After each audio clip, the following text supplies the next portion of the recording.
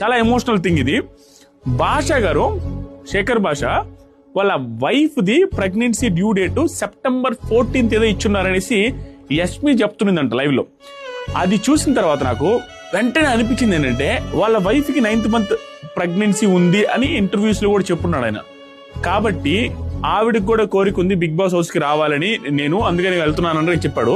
ఇంత స్టోరీ పెట్టుకుని వెనక September 14th అంటే దాదాపుగా ఒక 4-5 రోజులు మాత్రమే డ్యూ డేట్ ఉంటే కనీసం ఆ టాపిక్ తీసుకొని వచ్చి ఒక 1% సింపతి యాంగిల్ ట్రై చేద్దామన్న ఆ 50 లేదు శేఖర్ భాషకి.